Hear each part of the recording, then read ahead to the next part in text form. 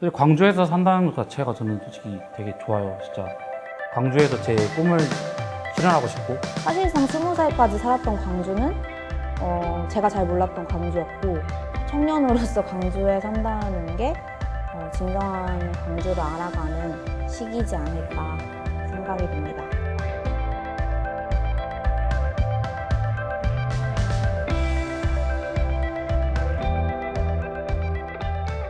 조금 대충 소년 이야기 듣다 보니까 네.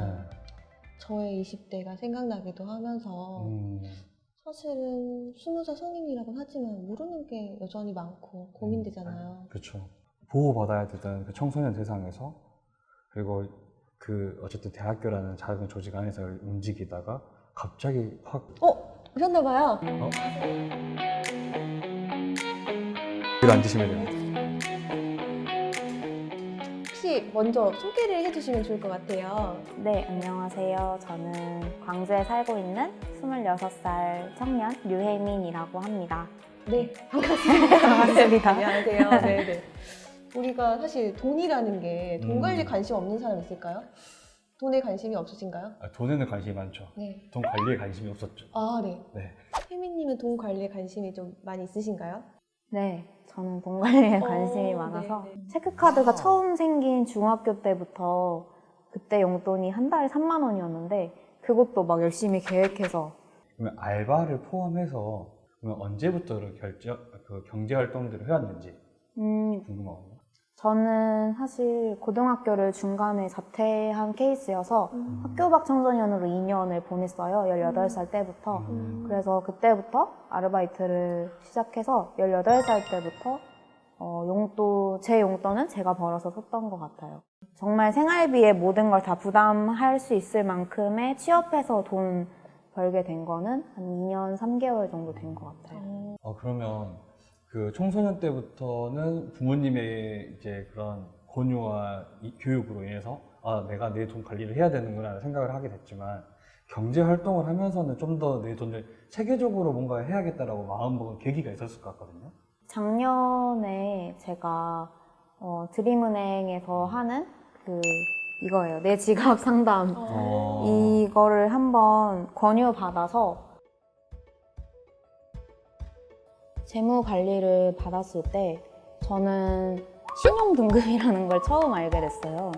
사실 신용등급이 뭔지도 몰랐고 내 신용등급이 몇 등급인지도 한 번도 고민해보고 생각해본 적 없었는데 그냥 평균적으로 5등급이라고 하더라고요. 그래서 그런 개념도 처음 알게 됐고 왜 신용등급을 관리해야 하는지, 신용등급이 높으면 뭐가 좋은지, 어떻게 하면 높일 수 있는지 그런 부분들을 알려주셔서 굉장히 새로운 개념을 알게 됐고 그럼 드림은행에서 지금 말씀하셨던 것들에 대해서 광주에 있는 청년이라면 누구나 왔을 때 그런 것들을 받을 수 있다는 거죠? 네, 저도 처음에는 약간 저소득층 대상으로 하는 건가 해서 못하지 않을까 생각했는데 그게 아니라 좀 다 열려있는 기회더라고요. 그러면 사실 이제 등급 이야기 해주셨는데 그거 말고도 이게 상담이 1차, 2차 뭐 이렇게 2번 진행한다고 하더라고요. 왜 1차, 2차 이렇게 2번이나 나눠서 해야 돼? 이런 생각 안 하셨어요? 처음 올 때는 사실 엄청 귀찮았어요. 제가 서구에 살았을 때인데 버스로 오면 여기까지 좀 시간이 걸려가지고 귀찮다. 근데 약속했으니까 가야지 하고 왔는데 와서 들어보니까 내 맞춤으로 금융 상담을 해주시고 나한테 정말 실질적으로 지금 바로 적용될 수 있는 도움을 주시니까 막 눈이 번쩍 뜨이고 막 계속 질문을 하게 되고 그러더라고요. 그리고 가장 만족했던 부분은 제 소비 패턴을 하나하나씩 적어가면서 내가 어떤 부분에 소비를 하고 있고 얼마 정도를 하고 있고 어떠한 성향인지 좀 분석을 해주시는 게 굉장히 객관적으로 저를 바라볼 수 있는 시간이어서 만족을 했던 것 같아요. 근데 소비 패턴이라는 말을 전 처음 들은 것 같아요. 나의 소비 패턴을 안다. 전 잘 모르거든요. 소비 패턴이 어떻다고 나온가 이런 것도 나와요? 상담 과정에서?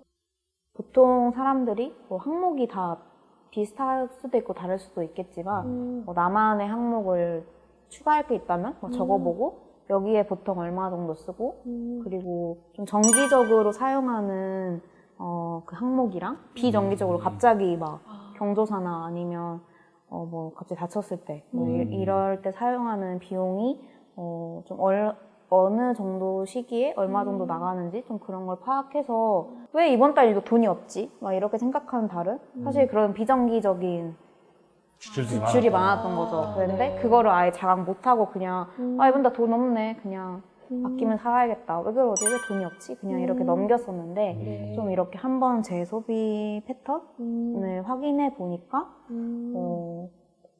내가 왜 그랬는지 좀 이해하게 되고 그런 걸 좀 대비할 수 있게 되더라고요.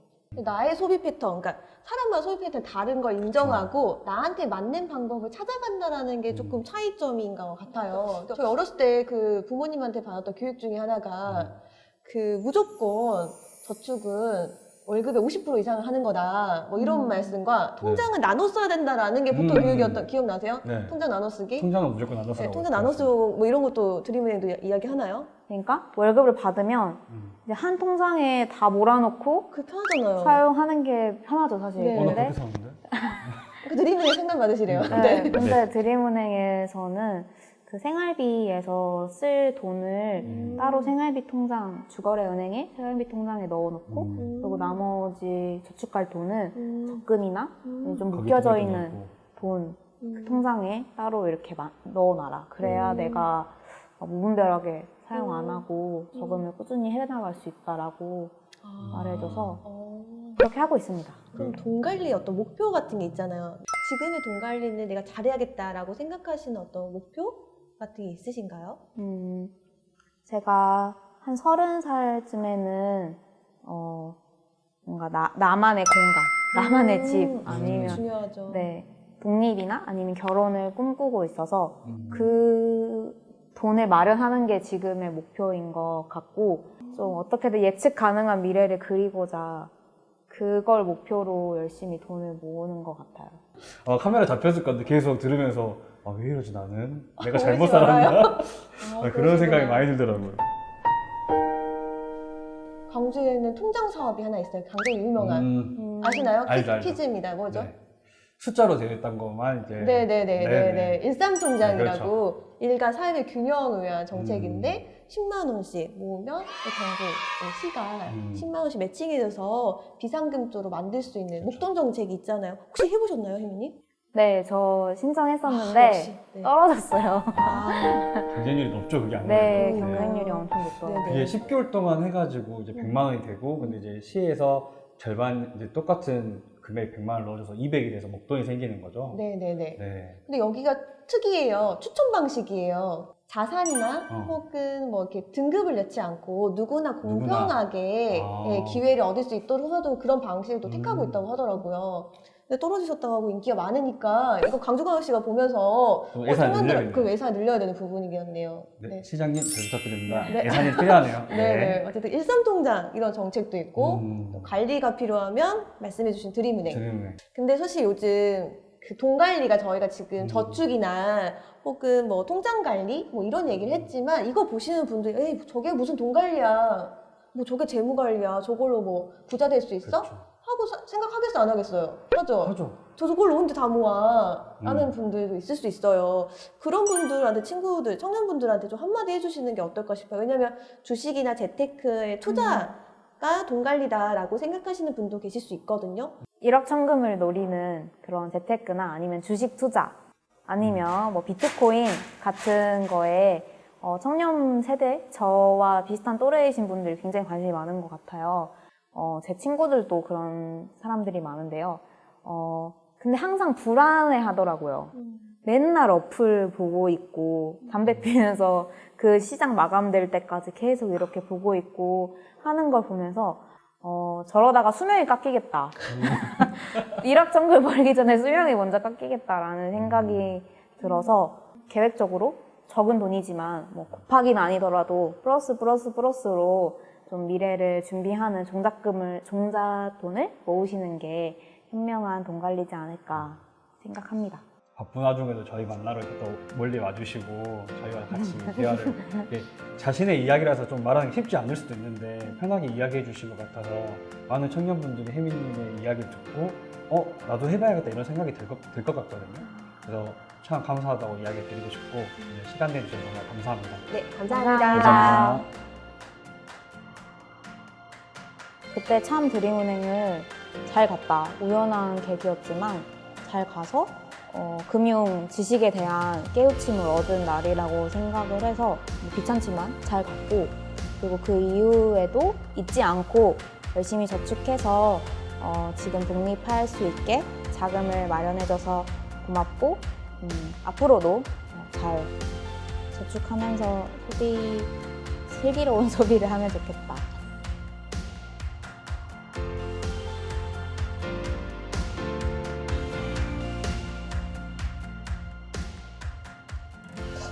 오늘 돈과 관련해서 청년들의 좀 다양한 이야기를 들어봤는데 공감되는 이야기도 많았고요. 좀 마음이 답답해지는 지점도 있었어요. 가온님은 어떠셨어요? 저는 경험하지 못했기 때문에 새로운 사례들도 많이 봤고 돈에 대해서 재무 관리에 대해서 좀 고민해봐야 되나 이런 생각을 했었습니다. 사실 저희도 다 돈에 대한 고민이 있잖아요. 근데 이런 돈에 대한 고민이 있을 때 어디에 가서 도움을 받을 수 있을지, 그렇죠. 또 빚이라는 게 누구한테나 발생할 수 있는데 또 이런 것들 신뢰할 수 있는 기관에서 상담받는 거 되게 중요할 것 같은데 상담 받아보셨어요?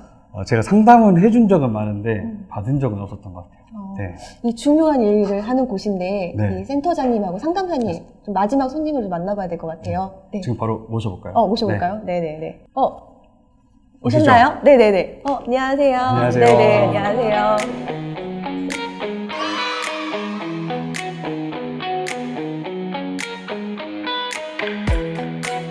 안녕하세요. 광주청년드림은행 주세연 센터장입니다.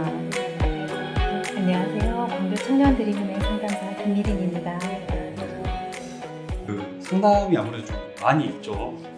네, 올해 지금 11월까지 12월 중순까지 해서 한 600여 분이 접수를 해주셨고요. 상담은 한 350여 분 진행을 했습니다. 1대1로 만나다 보니까 또 일주일에 만날 수 있는 분들이 참 정해져 있어요. 그래서 대기하시는 분들도 좀 계시긴 하고요. 그렇지만 5분이 이제 한 명 한 명 깊게 만나려고 노력하고 있고요. 또 저희 상담이 되게 이제 돈만 이야기하는 것이 아니라 돈은 삶과 연결되어 있기 때문에 여러 이야기들을 많이 나누고 있습니다. 광주에 있는 청년들이 과연 돈 때문에 어떤 고민을 가지고 있고 어떤 어려움이 있어서 과연 광주 청년 드림을 찾아오는가 네. 그런 이야기 혹시 좀 기억나는 것들 상담했던 것 중에 한번 이야기해 주시면 좋겠습니다. 네. 저희는 돈 그리고 부채를 고민하는 청년분들이 많이 찾아주시는데요. 돈 고민이라 하면 되게 다양한 것 같습니다. 돈 관리하는 법, 돈 어떻게 모으고 써야 할지부터요. 대출을 어떻게 해야 될지 고민되는 분들도 찾아오고 계시고, 대출로 인해서 이제 연체하신 분들, 그리고 대출 상황이 좀 막막한 분들이 찾아와 주세요. 이 분들께 돈과 관련된 고민이 있으시다면 누구나 찾아오실 수 있는 공간이 광주청년드림은행입니다. 사실은 우리가 광고도 많이 보잖아요. 대출해주겠다라는 광고도 많이 보고, 저 요즘 출근하다가 명함을 많이 받아요. 길에 많이 뿌려져 있던데 그 불법 금융 아닌가요? 뭐 핸드폰 가지고 오면 대출해준다. 혹시 이런 피해 당하신 분도 계세요? 네, 저희 그 상담을 받으시는 분들 중에 한 10% 정도는 불법금융의 어떤 피해를 당하시고요. 예를 들면 이제 청년분들이 돈이 없으면 일단 뭐 카카오톡이나 네이버 이런 곳에 급전 혹은 뭐 대출 이렇게 검색을 하시면 그 검색한 기록만으로도 이제 뭐 돈이 필요하지 않느냐 그러면 얼마가 필요합니다. 그럼 예를 들어서 그분한테 정말 필요한 돈은 50만 원, 100만 원인데 500부터 가능하다. 혹은 어떻게 될지 모르니 한도만큼 받아라. 이렇게 하시면서 개인정보를 이제 요구하고 지금에 있는 부채를 예를 들어서 1,000만 원의 부채가 있어서 이거 해결을 위해서 혹은 한 달을 버티기 위해서 그 100만 원이 필요했던 건데 이거 금리가 너무 높으니까 좀 저금리로 하기 위해서 돈을 지금 약간 예금 있는 걸 보내면 이걸 수수료로 해서 신용등급을 높여서 다시 2,000만 원만 빌려주겠다. 이런 식의 제안을 하는데 사기가 굉장히 많고요. 근데 사람이 긴급하면 이게 사기인지 아닌지 판단하기 어렵지 않아요? 그쵸. 나 지금 100만 원 급한데 그렇죠. 네, 우선 받아야겠다는 생각이 우선이잖아요. 저희 내담자분들도 네. 상담하는 이제 오셔서는 제가 그때 왜 그랬는지 모르겠어요. 지금은 너무 이상한데, 근데 그때는 그게 너무 절박하기 때문에 여기 아니고서는 돈을 빌려주는 곳이 없기 때문에. 대학생이셨는데요. 이제 돈이 항상 집에서 부족했어요. 또 부모님께 용돈을 달라는 말도 하기가 어려웠었고, 예전 고등학교 친구가 연락을 했고, 누구야 너 한번 아르바이트 해볼래? 그래서 그래 하고 갔는데, 이 아르바이트를 하려면 어떤 실장에게 믿음을 보여야 한다 하면서 핸드폰을 3대를 개통을 하게 하고요. 또 그 핸드폰을 이제 기계를 가져가고, 그런데 이제 말할 때 너한테는 절대 피해 없어. 요금도 다 낼 거고 뭐 언제 해지할 거야. 그다음에 이 사람 명의로 대출을 받게 해요. 500만 원 대출을 받게 하고 이 돈을 또 그대로 바로 송금을 합니다. 이걸 시작하기 위해서 이제 필요한 비용이야. 이런 일이 이제 아르바이트가 뭐 진행되거나 그러지도 않았고, 고스란히 핸드폰 세대에 대한 부채 그리고 그 대출은 저축은행 대출이 500만 원이 그대로 남은 사건이 있었어요. 그러면 이게 이야기만 들어봤을 때는 뭐 아까 폰깡 이런 것도 왜 당하지? 이런 생각이 들거든요. 이야기만 들었을 때. 제가 또 반대로 여쭤봐요. 안 당할 것 같으세요? 라고요. 왜냐하면 정말 조직적으로 이 한 사람에게 접근하고 있다는 거 저희는 보고 있어요. 그러니까 미끼를 던지는 거죠. 뭐 일자리를 제공하겠다? 라면서 이렇게 던져서 오게 되면 이 한 사람만 하는 게 아니고 그 한 명을 속이기 위해서 뭐 4-5명이 같이 거짓말을 하고 이거 해도 괜찮다. 나를 믿어라. 이라는 식으로 한 사람을 몰아가기 때문에 그 순간에는 이 어떤 객관적 판단을 참 하기 어려운 거죠. 저희는 특히 청년부채는 사회가 보장해야 할 영역을 개인에게 전가했다라고 보고 있어요.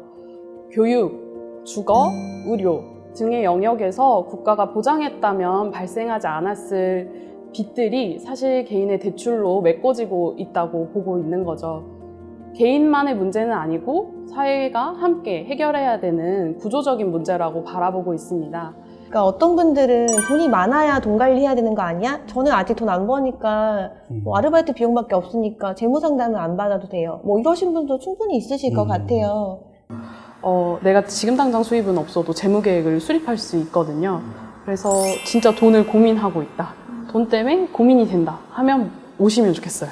심플하네요. 돈 때문에 고민 있으면 드림은행. 만 19세에서 39세 청년이라면 누구나 그렇죠. 가능하다고 합니다. 네네.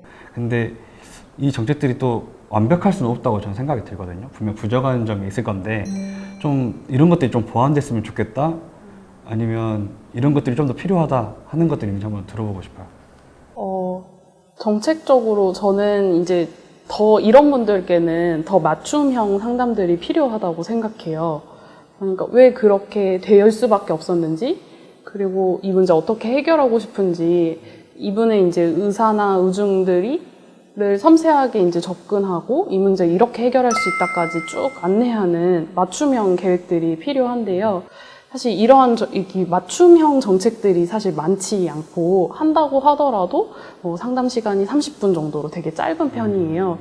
그래서 제가 생각했을 때 앞으로 이 정책들은 한 사람에게 들어가는 시간도 더 길게, 그리고 더 충분히 그 일하시는 분도 이분에게 투여할 수 있을 정도로 여유도 있게끔 정책이 짜여져야 된다고 생각하고 있어요.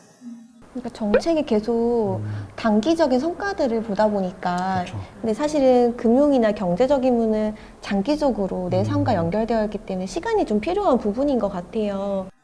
우리가 돈을 벌려고 태어난 건 아니거든요. 근데 요즘에 너무 돈 하면서 돈 때문에 많은 것들을 포기하고 사는 것 같아요. 그런데 예를 들어서 우리가 뭐 외제차를 사고 싶어, 혹은 뭐 날씬해지고 싶어 하는 그 욕구들이 사실 더 타고 들어가 보면 그렇게 해서 사랑받고 싶어, 그렇게 해서 주변 사람들하고 좋은 관계를 만들고 싶어 이거든요. 인정받고 싶고 사랑받고 싶고, 너무 돈 없으시면 그냥 좀 편하게 생각하시면 좋겠어요. 나를 먼저 건사하시고 이 어떤 나를 생각할 수 있는 시간, 다시 회복할 수 있는, 점프할 수 있는 시간들을 가지시면서 고민되는 지점들을 이런 청년 드림은행 혹은 다른 어떤 청년 센터라든지 이렇게 정책 안에서 함께 고민할 수 있으면 좋겠어요. 같이 고민하십시다. 네, 같이 고민하시죠. 내가 사랑을 못 받아가지고 돈돈돈 거든요. 또 갑자기요? 네. 좀 힘드세요? 좀 더 사랑해 주시기 네, 바랍니다. 네. 어떠신가요, 주재현 센터장님? 어떤 분이 오셔가지고 아 이런 정책 진짜 필요해요 라고 하면서 돈 없으면 콱 죽고 싶잖아요. 이 이야기 하시더라고요. 사실 돈과 부채의 문제는요 방법이 다 있습니다. 네. 돈 문제는 저희랑 함께 충분히 해결할 수 있으니까요. 자신할 테니 오셔서 고민을 덜어보시면 좋을 것 같아요. 네. 오늘 어쨌든 저희가 이제 드림은행 센터장님이나 상담사님 만나가지고 다양한 이야기 들어봤고 또 어떤 현 상황에 빠져 있는 청년들이 찾아와도 되는 이야기 들어봤는데 이제 슬슬 마무리 지어야 될 것 같아요. 네, 마무리 지으시죠.